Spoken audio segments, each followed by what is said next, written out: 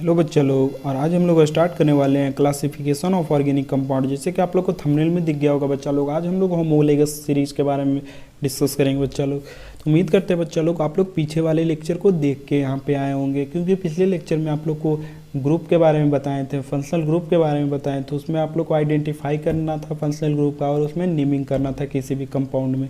तो उम्मीद करते हैं कि आप लोग को पीछे वाले वीडियो पसंद आया होगा बच्चा लोग। और अगर ये बच्चा लोग जो नए जुड़ रहे हैं बच्चा लोग, यहाँ पे आपसे एक एक्सपेक्टेशन है बेटा, आप लोग सब्सक्राइब कर लीजिएगा, ताकि उससे होता है क्या कि हमको पता चल जाता है कि आप लोग इतने जुड़ रहे हैं।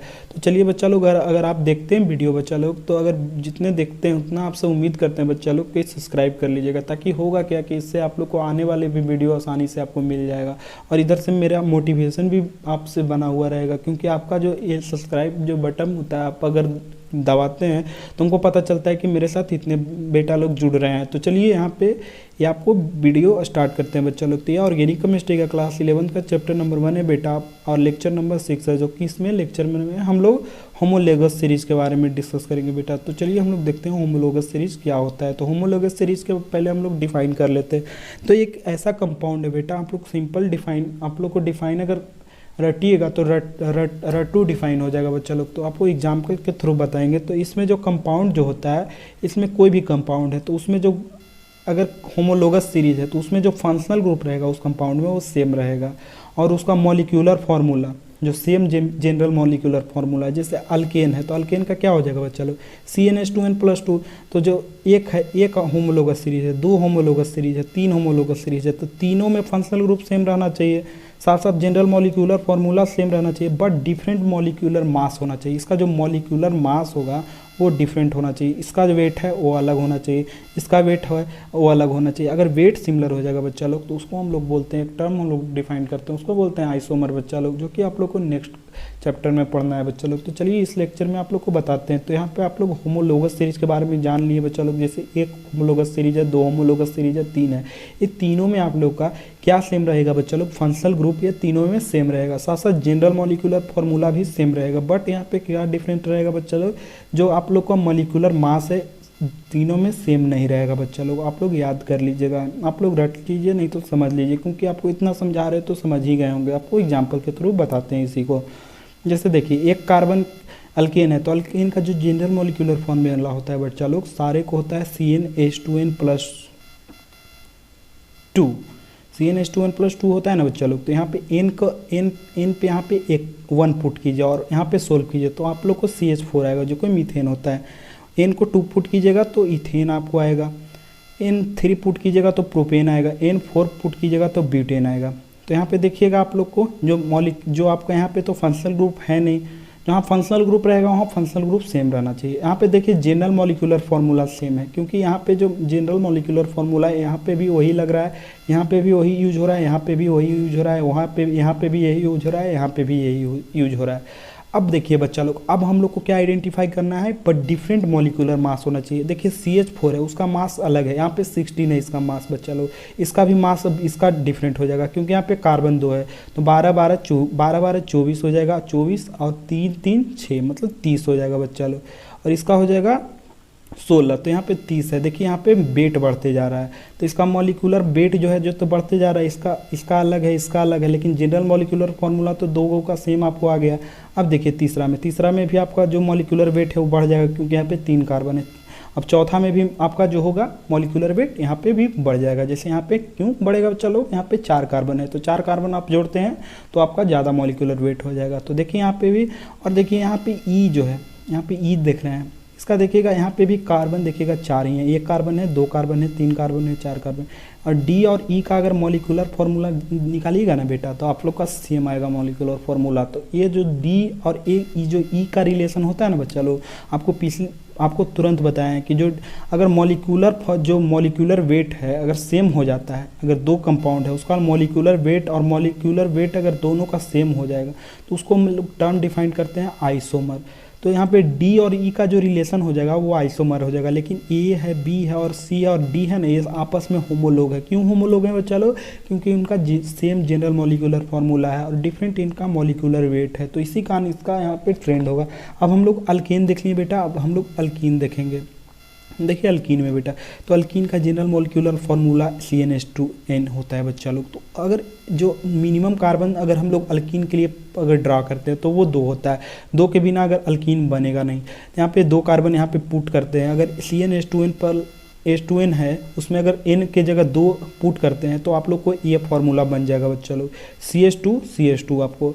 अब देखिए 3 पुट करिएगा तो आपको प्रोपीन बनेगा और ब्यूटीन बन जाएगा। तो यही देखिए आप लोग, यहाँ तक तो इथीन है, यहाँ क्या प्रोपीन है। अब देखिए यहाँ पे ब्यूटीन है, यहाँ भी ब्यूटीन है, दोनों ब्यूटीन है। क्यों ब्यूटीन है बच्चा लोग बेटा, यहाँ पे देखिएगा यहाँ पे भी 4 कार्बन है, यहाँ पे भी 4 कार्बन है, दोनों का तो मॉलिक्यूलर वेट सेम हो जाएगा। लेकिन यहाँ पे जनरल मॉलिक्यूलर फार्मूला यहाँ पे तीनों का डिफरेंट है, यहाँ पे भी चारों का डिफरेंट नहीं है, तीनों का डिफरेंट है बच्चा लोग। ये दोनों का तो जनरल मॉलिक्यूलर फार्मूला भी सेम हो जाएगा, क्यों? क्योंकि इसका वेट एकदम सेम है बच्चा लोग।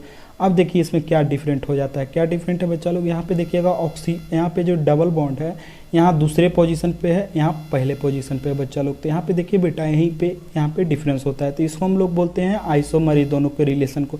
लेकिन A, B और C जो है वो हो जाएगा होमोलॉग। क्यों हो जाएगा बेटा होमोलॉग? क्योंकि देखिए यहाँ पे जो जनरल मॉलिक्यूलर फार्मूला है CnH2n, यहाँ पे तीनों पर फॉलो हो रहा है, लेकिन ये चौथा है और तीसरा है, ये दोनों रिलेशन में फॉलो ये नहीं हो रहा है, चौथा ये दोनों सेम हो जा रहा है जनरल मॉलिक्यूलर फार्मूला में, और साथ साथ मॉलिक्यूलर वेट भी इसका सेम हो जा रहा है। तो इसी कारण होता है क्या बेटा कि इसको हम लोग बोलते हैं आइसोमर। तो यहाँ C और D का जो रिलेशन होगा ना बेटा आप लोग को आइसोमर हो जाएगा, लेकिन A है, B है और C है तो ये जो आपका रिलेशन है ये हो जाएगा होमोलॉग। क्यों होमोलॉग हो जाएगा बेटा? यहाँ पे 2 कार्बन है, 3 कार्बन है, 4 कार्बन है, लेकिन जनरल मॉलिक्यूलर फार्मूला तीनों का सेम है।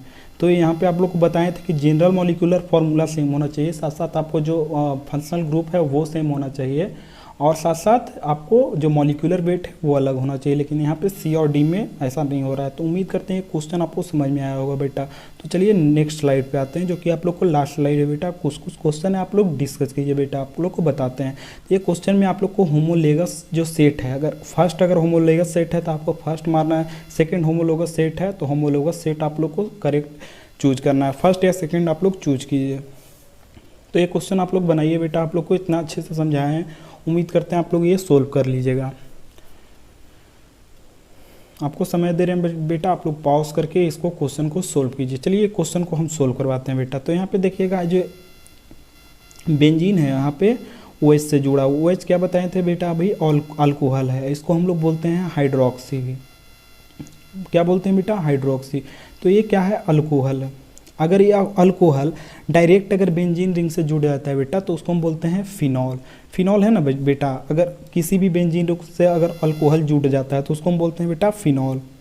आप लोग याद रखिएगा। तो यही क्वेश्चन आप लोग को सोल्व करना है, बहुत ईजी क्वेश्चन है बेटा, आप लोग को देखिए आप लोग। तो चलिए बेटा आप लोग देखते हैं क्वेश्चन को सोल्व करते हैं। तो यहाँ पे देखिएगा बेटा, यहाँ पे जो ये आप लोग को बताएं अभी, ये था क्या बेटा? ये हो जाएगा अगर बेंजीन रिंग डायरेक्ट अगर जुड़ा हुआ है OH के साथ अल्कोहल तो इसको हम बोलते हैं फिनॉल। यहाँ पे देखिएगा आपको बेंजीन रिंग डायरेक्ट OH से जुड़ा हुआ है, इसको भी बोलेंगे फिनॉल, इसको भी देखेंगे बोलेंगे बेटा फिनॉल। लेकिन देखिएगा यहाँ पे कार्बन तो आप लोग को मॉलिक्यूलर वेट डिफरेंट होना चाहिए, इसका तो वेट बढ़ेगा, तो वेट यहाँ पे देखिएगा CH3 इस ग्रुप में ऐड हो जा रहा है, तो एक CH3 CH2 का डिफरेंस हो रहा है। तो यहाँ पे देखिएगा यहाँ पे CH2 एक ऐड हो रहा है। इस कारण होता है क्या बेटा? यहाँ पे देखिएगा जो ये दोनों जो सीरीज है तीनों होमोलोगस सीरीज है। क्यों सीरीज है बेटा? ये तो तीनों फंक्शनल ग्रुप सेम है बेटा, जो कि फिनॉल है, जो कि OH तीनों में लगा हुआ है।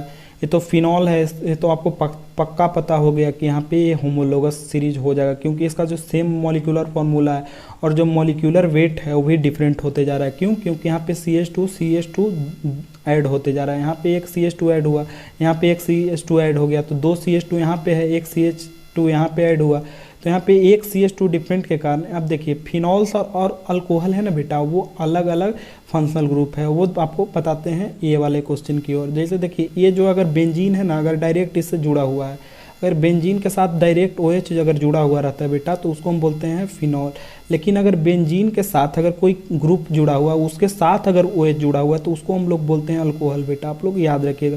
ये देखिए बेंजीन है, इसके साथ कार्बन है, कार्बन के साथ अगर ऑक्सीजन जुड़ रहा है, डायरेक्ट अगर नहीं जुड़ रहा है OH तो उसको हम बोलते हैं अल्कोहल बेटा। तो यहाँ पे देखिएगा फिनॉल है और ये देखिए ये अलग फंक्शनल ग्रुप बन जा रहा है, ये फिनॉल और अभी देखिए यहाँ पे आपको पॉइंट देके लिखवाए हैं।